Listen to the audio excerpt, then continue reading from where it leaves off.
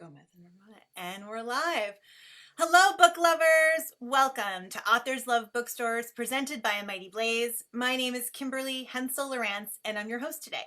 A Mighty Blaze is a volunteer effort of writers and creatives who love books, storytelling, authors, and bookstores. We work to bring attention to these essential parts of our culture during COVID-19 and beyond. Authors Love Bookstores is a weekly online program hosted by me and fellow writer Joe Moldover. Our goal is to highlight independent bookstores across the United States and Canada to tell you what makes them so special and what you can do to support their continued survival. We do this by speaking with booksellers and with authors who love and appreciate their stores. If you're watching live with us on Facebook, welcome. Please feel free to post a question below the broadcast and we'll get to as many as we can later on. This interview will also be posted to YouTube, so please subscribe to A Mighty Blaze's YouTube channel to get notified when all of our interviews are live. Okay, now to the interview. I am so excited today to welcome author Kate Racculia to Authors Love Bookstores. Welcome, Kate.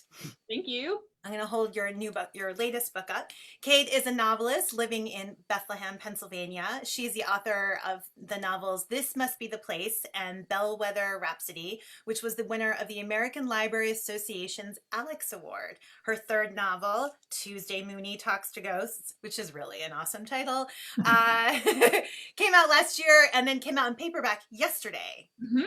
Right?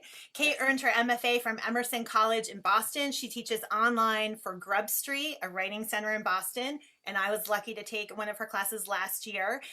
She works at her local public library, and she sings in a Bach choir. So we have lots to talk about today.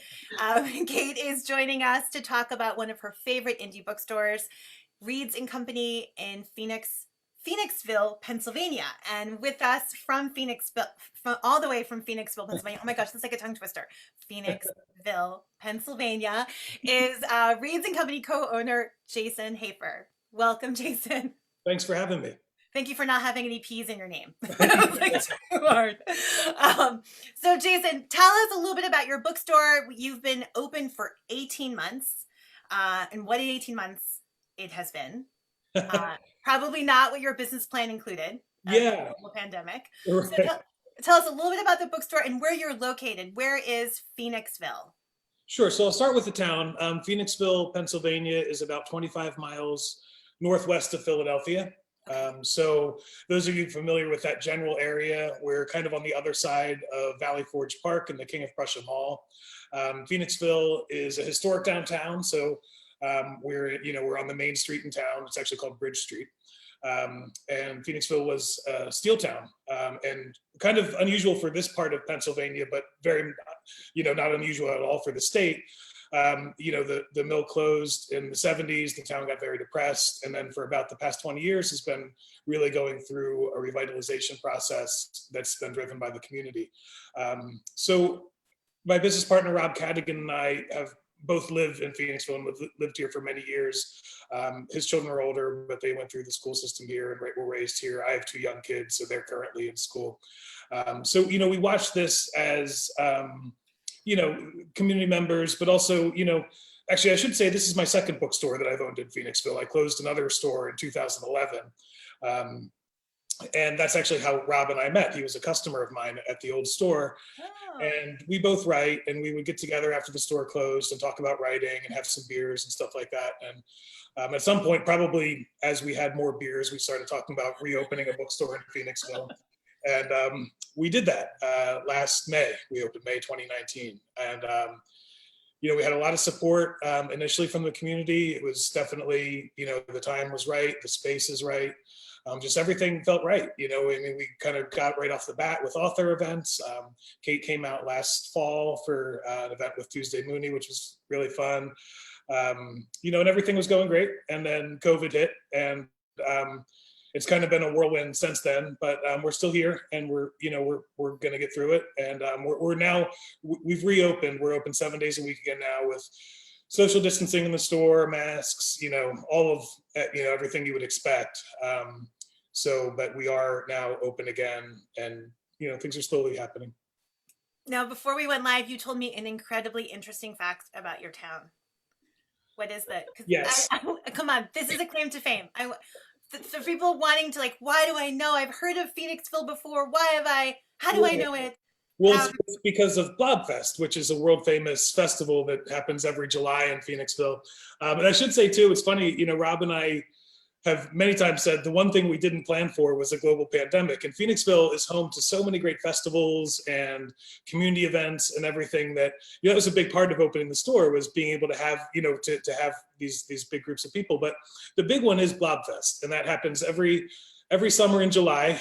For those of you who have seen the old science fiction movie, The Blob, it kind of like is the epitome of old science fiction, campy, but it's also one of Steve McQueen's first movies, and it was filmed in and around Phoenixville. There's an iconic scene where the Blob attacks a movie theater. And once everybody realizes that the movie theater is under attack by the Blob, they run out the front screaming. And that's really one of the key elements of Blobfest, is that scene is reenacted every year on the Friday night of Blobfest. And it's great because our store is literally right across the street from the theater. So, we're watching, we use the apartment upstairs as an office and a visiting space for authors when they visit us. But, so we had like kind of a front row seat for all of that. And, the kids are going nuts. So it's just a really great event, and kind of everything you would want in a small town festival. Yeah. It's like the American version of the running of the bulls. Right. Yeah. No one's going to get gored at the end. Right. Yeah. Yeah. No, it's very safe. It's very safe. Like a terrible analogy. That's fantastic. I love that. I love that I have this image of the whole community coming out and sort of celebrating what makes your town special. Yeah.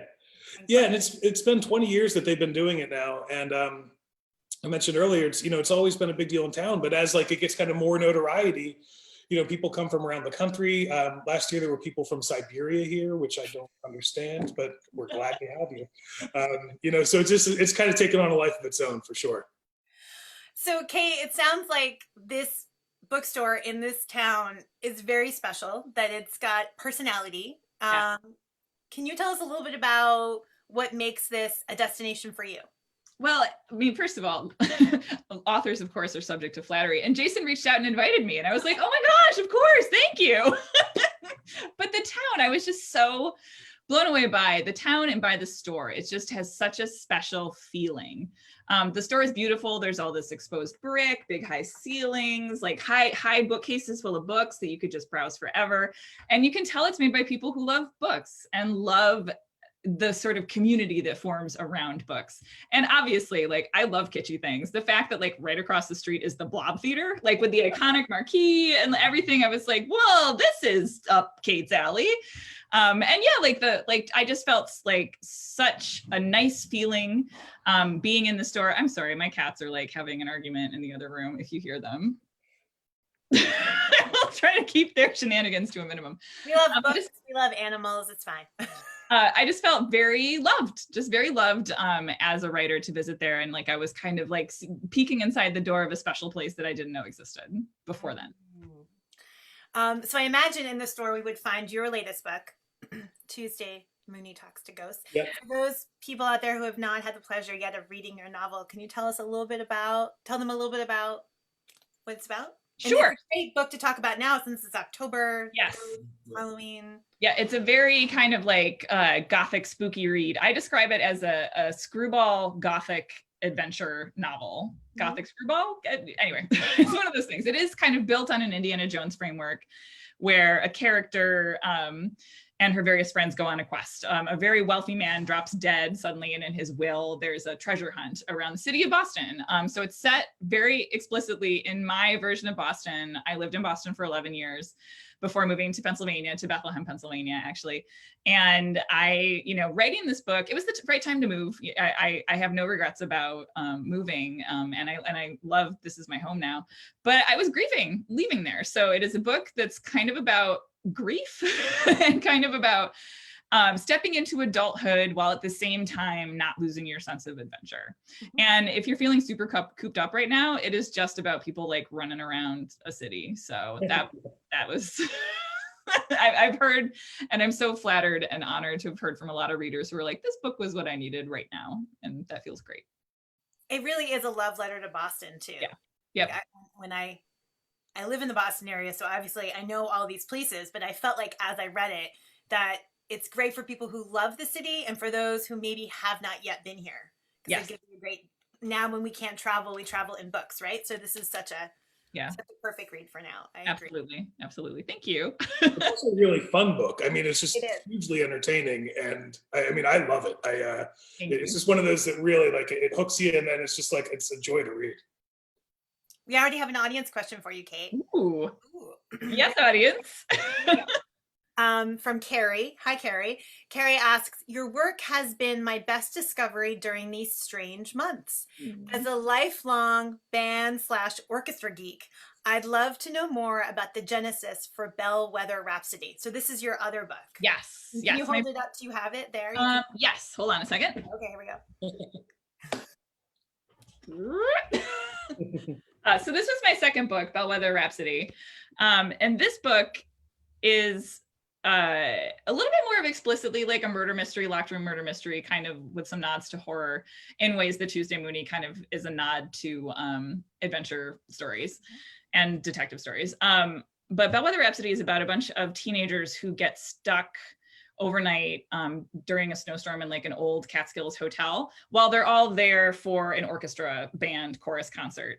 And the book came from the fact that I was, of course, like an orchestra nerd kid. I played the bassoon in high school. One of the characters plays the bassoon. So like all of those bassoon feelings are absolutely my own feelings. and when I was, I think I got the year wrong, which is just tell you that authors sort of like say that they base things on years in their life. We don't really remember what years things happened to us. Anyway, it's set in 1997. I think I went in 1996 to the New York State School Music Association's All-State Conference. And it was held in an old hotel in the Catskills that was fallen apart and definitely haunted. And it was a very lonely experience for me. I was the only kid from my district. I didn't know anyone. I was one of many, many bassoons in the band. You don't even really need a bassoon in a band. So it was a weird kind of anticlimactic experience. But even at the time, I was like, this is a great setting for a murder mystery. So 13 years later, is it only 13 years? Yeah, I started writing it when I was 30. That's absurd. What is time anymore? I wrote that book. So that's where Bellwether Rhapsody came from.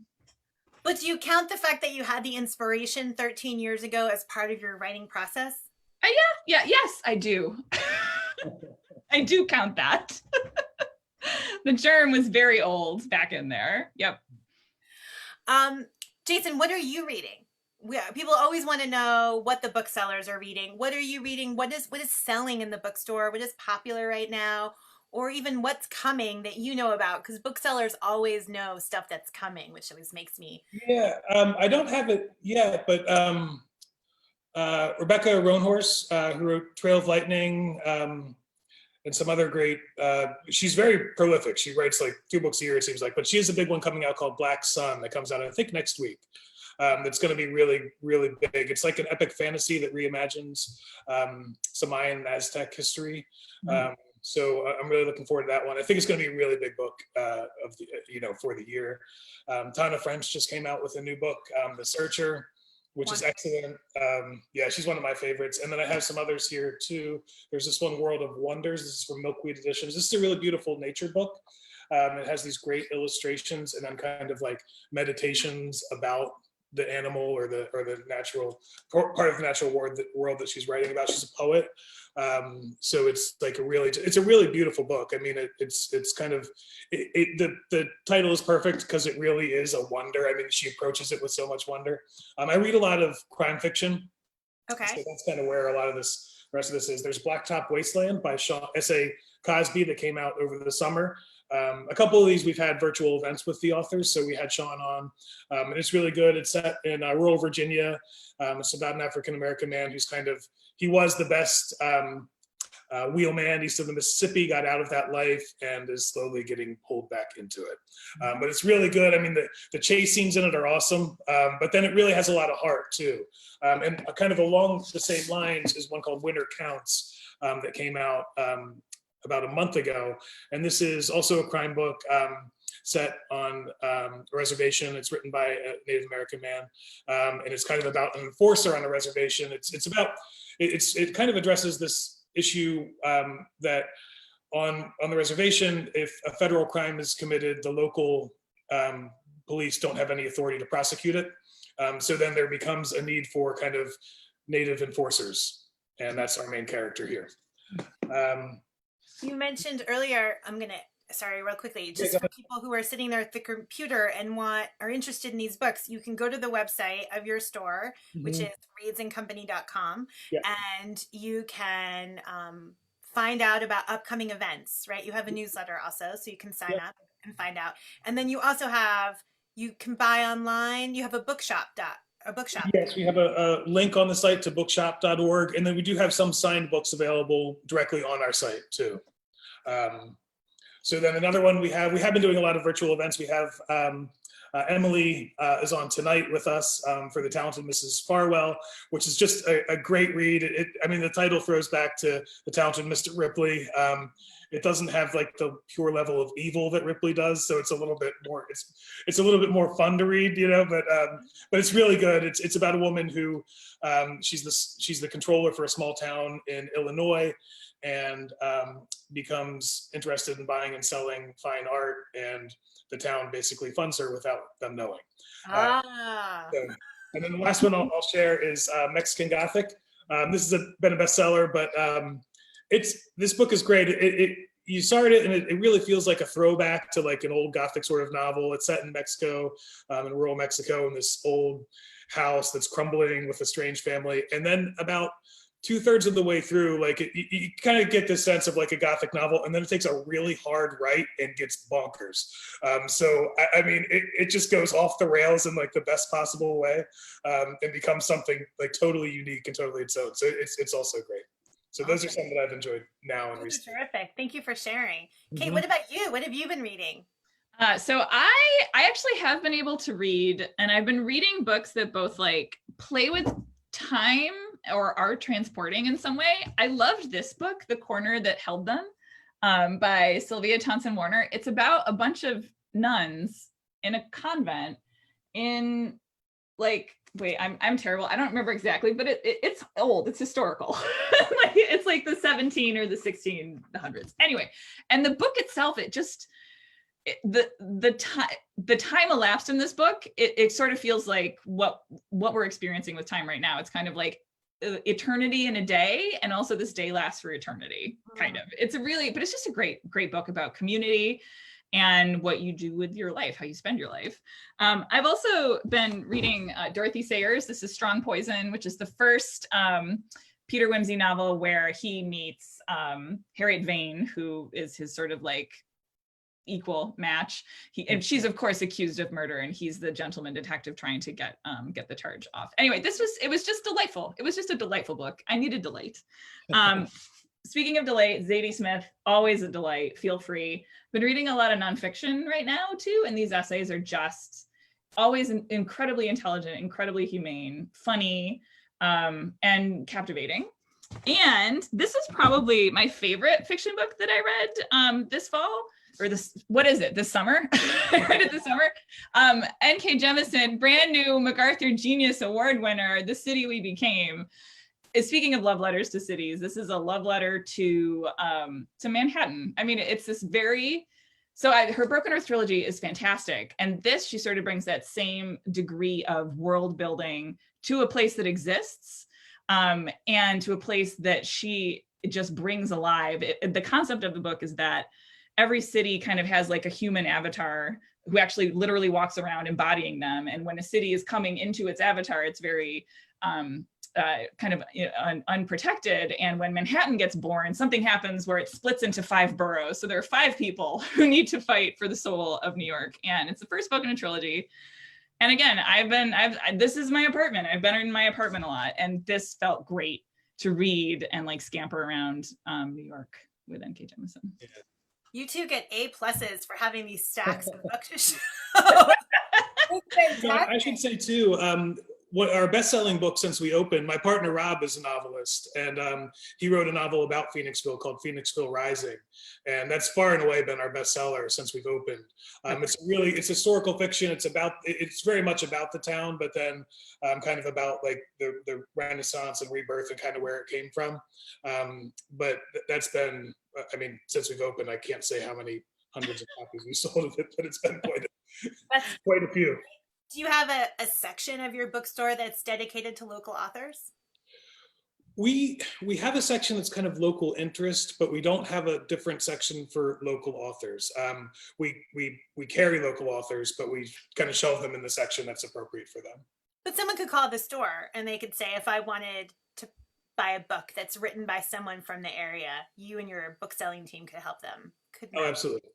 I love Yeah. that matchmaking, right? That you walk in and not quite sure what you want, and Right. you leave with a fabulous book that you can't stop thinking about. That's the magic, right? Yep. Speaking of magic, while this has been a tough year, Jason, what have you taken away from this? What's been the joy of book selling for you this year? What have you learned that's unexpected? You know, I learned, so Rob and I, from the moment we started talking about opening a bookstore, we didn't talk about it in terms of opening a retail business. Like that is what it is. And it very much is that, but that's not where it starts. It starts with community and bringing people together, providing a space for people to convene and congregate and connect with each other. I talked to, I'm sure we'll get into other bookstores in a little bit, but I was at Solid State Books in Washington, D.C. before we opened, and I was talking to the owner of that store, and he said something that I will never forget. He said, we're community shop, so in our store, you don't see high bookcases in the middle of the store because I want people to look around and see their neighbors. And that like stuck with me, and that sort of thing really much guided us. So the biggest thing for when we shut down for COVID was, how do we continue to do that? Rather than just, our first thought wasn't necessarily how do we continue to sell books, but how do we continue to, I say it a lot that like the sale of a book is kind of like the end of a lot of things that we do, but it's like the last piece, so it starts with the community and bringing people together and providing culture.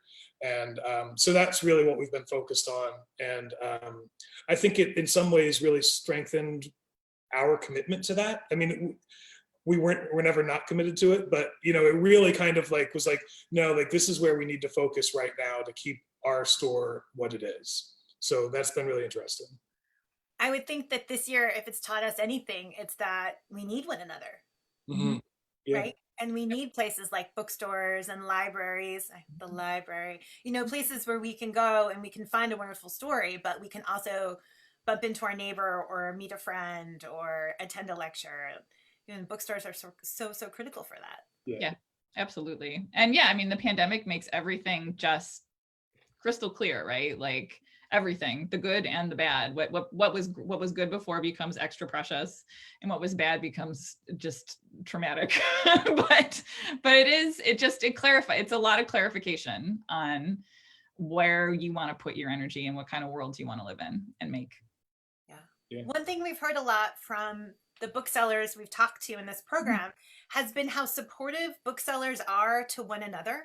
So like, I think about a city like Boston where there's so many bookstores, and yet they all seem to be very excited for one another's success and offer guidance when a new bookstore is opening, et cetera, et cetera. And so I think it's very appropriate then that before we went live, both of you asked me if you could talk about bookstores that you admire, which I think it just speaks to sort of the graciousness and the kindness that sort of exists within people who love books. So tell us a little bit about bookstores that maybe inspired Reads & Company, bookstores that you go to for inspiration, for ideas. Yeah, so I think if, when we opened the business, if somebody said to me in 20 years, if your business could look like another bookstore, what would it look like? And it would be Books and Books in Miami. They're always kind of like they've always kind of been like my spirit bookstore, They do amazing work and have done for years, and always definitely, very involved in the community there. We talked to a lot of different shops before we opened.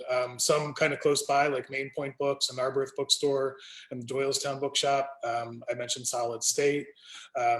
And I talked to several stores in Pittsburgh, the Penguin, White Whale Bookstore, and Classic Lines in the Squirrel Hill neighborhood. So it's just been a really supportive, it is a very supportive group. And I also, I think during this time, it's important to bring attention to some Black-owned bookstores too, which honestly, when you look at stores that are like community minded, that's where I look now. So like Solid State is one. Also in DC, there's a shop called Loyalty. In Philly, we have Harriet's and Uncle Bobby's and some others. There's a Lit Bar in the Bronx. So I mean, I'm amazed at the work that some of these stores do in their communities, and it's really inspiring to me, and I learn a lot from them. You know, I mean, it's you know, it's really just wonderful to see, and also like helps crystallize kind of what we're doing as well. Excellent. Yeah. And I mean, my local indie here, so Emmaus is technically, it's like 15, 20 minutes away from Bethlehem, even though it's Emmaus, and that has Let's Play Books and Kirsten Hess, who is just such an amazing guiding light for that store. Golden Bee Bookshop is also a very brand new bookstore. I think they just opened last November, like they haven't even had their full year yet. And they are the first, no, I shouldn't say the first. I think at this moment, they're the only indie bookstore selling new books in Syracuse, which is my hometown, which I was just beyond delighted when I walked in there for the first time. It's a beautiful, beautiful place. And Casey, who runs it, is such a thoughtful reader. It's a beautiful, beautiful thing. And yeah, all of my bookstores in Boston, like I just have such great gratitude for, you know, what the experiences I've had there as an author, but also just as like a reader, a person who has that, you know, really appreciates that kind of community in my space. It's just such an important thing. And I, as a reader, as a lover of books, I have to say, I've valued so much how quickly bookstores pivoted to online author events. Yes. Because that's something that could have been lost in this pandemic. But the fact that I can sit in my home and have this, and sometimes it feels like they're talking just to me. You know? It's the podcast thing where you're like, I'm friends with them because I listen to them on a podcast. Like, it's like, But it's, I mean, I think at a time when we're all searching for some connection, that we can still find that with people we admire and work that we admire. That's been. I've gotten to see events that like I never would have been able to drive to see in person. Like it's been wonderful. It's really been pretty astonishing. Yeah, and we've had for our virtual events, we've had people from every continent on. You know, it's like, which is incredible. You know, you look at the report at the end, and you're like, oh my gosh, like there was somebody from Africa on tonight. You know, they just kind of like, this is great. You know, we need, you know, just being able to expand that access to people is really nice. Yep. And what do you think that will do for you going forward? So someday, this will not be our reality. Someday, I hope, we will be able to congregate. And will booksellers abandon the Crowdcast or the Zoom author event, or do you think that they'll be part of your toolbox? What do you think the future holds? I think they'll be part of our toolbox.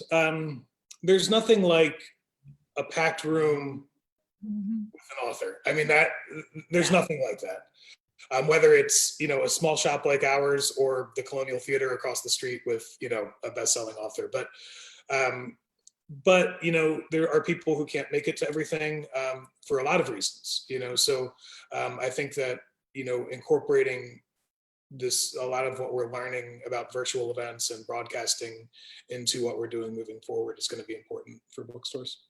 Great. And us. I mean, I'm convinced that there will be some component of that, you know, in what we do kind of moving forward. Kate, we have a lot of writers who watch our program. And so one question we have rather consistently gotten since March, when people start to shut down, was, oh my God, how do I write during a pandemic? It is so hard. So I'm curious if you are working on a new project, if you found space in your life to write. If so, how are you doing it? I have been working on something. I was more productive when in Pennsylvania we were more clearly locked down, right? And I think that that's just sort of a function of what I was working on and the timeline there. And I mean, I don't go out that much. I don't go out at all. You know, so it's not like that has changed. But I was able to write about 100 pages of something, and it has sort of a natural turn in it. So I'm kind of slow getting into the next part of it. But I honestly think that I had to get to, and writing Tuesday Mooney kind of taught me this, right? Because when I started writing that, Yes, there it is. She's so beautiful.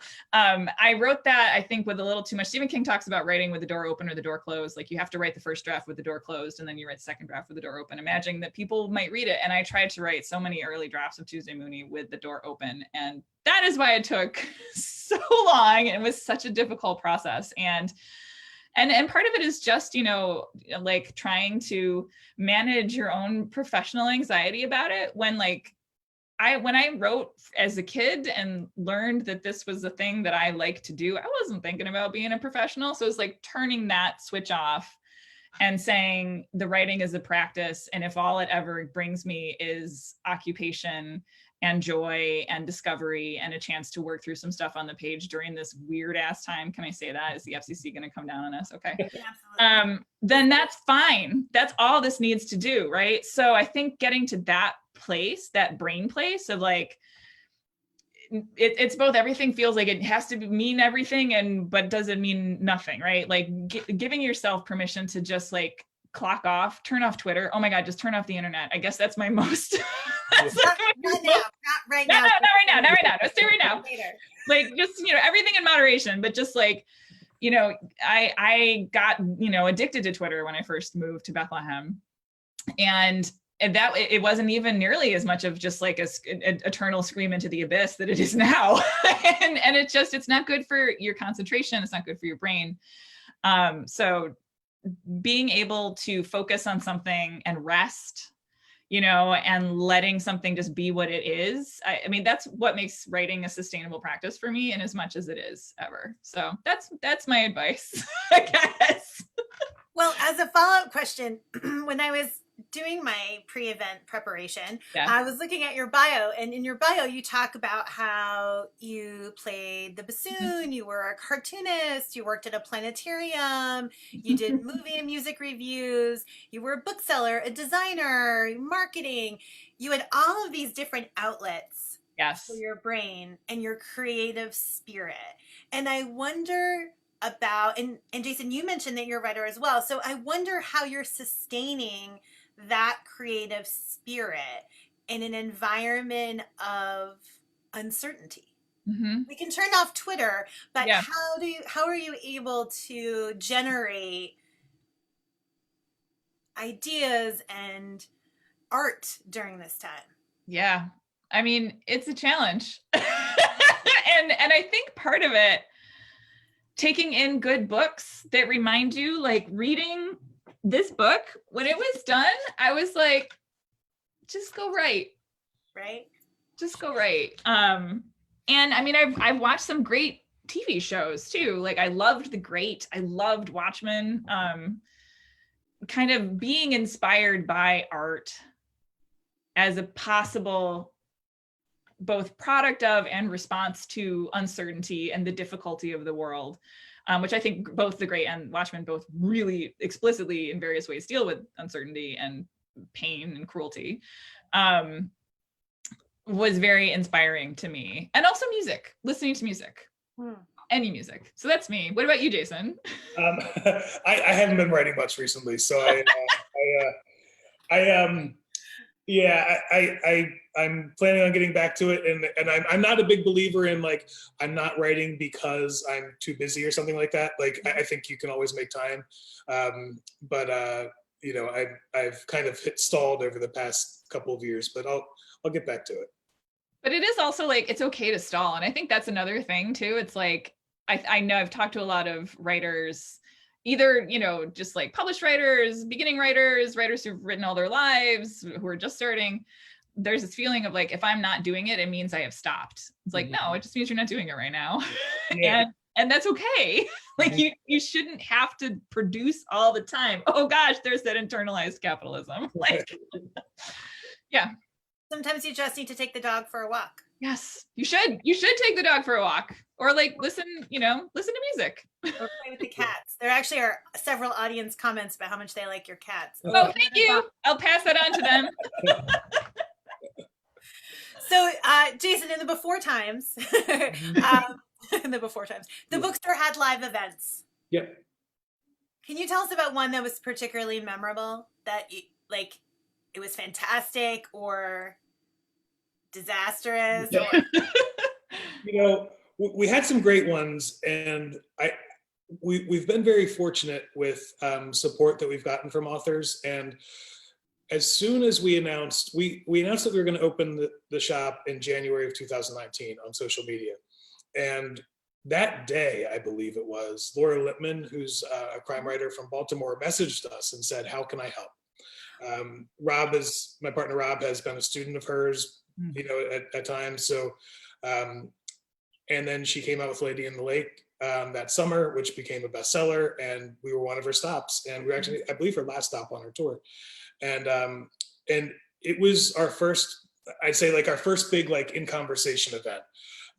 And it was just a beautiful night. I mean, the store was packed. There were probably 100 people there. So that was like the first kind of like, I guess, like formatted event we had. I'll also say our opening weekend, which wasn't the week, it was, we had our soft opening, but then our grand opening was the first weekend of June.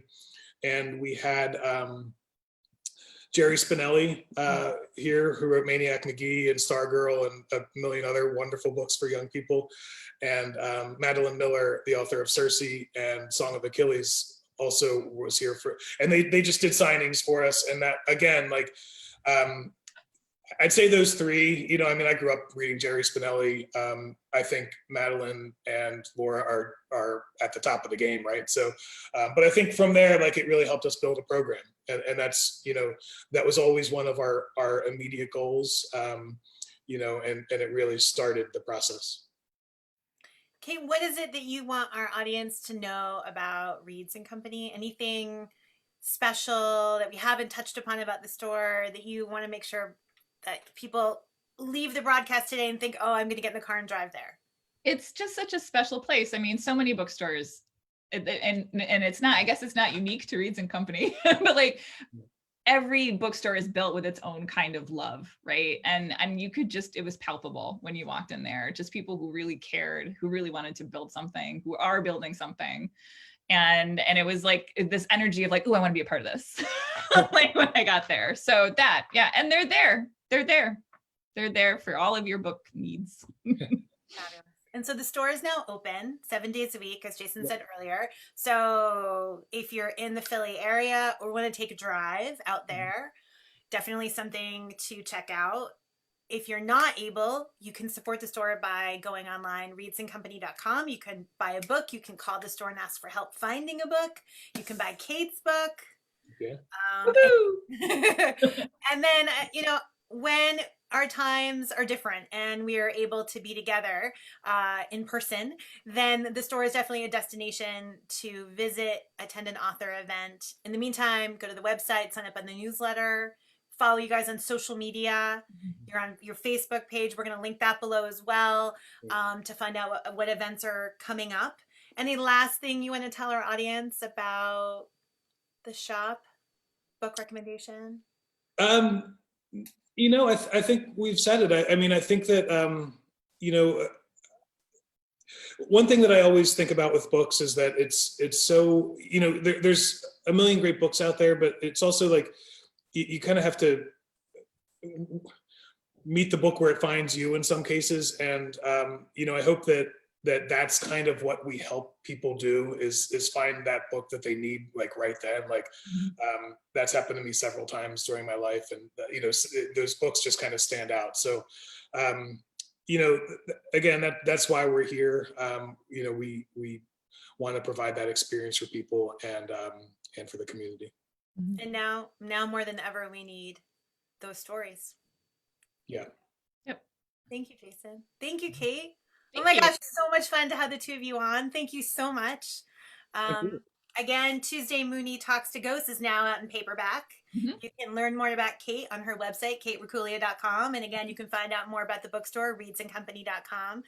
Thank you so much for being with us today on Authors Love Bookstores. We'll be back here next Wednesday with another interview. Until then, be well, make a plan to vote on November 3rd or before. And of course, keep reading. Thank you. Thank you. Thank you.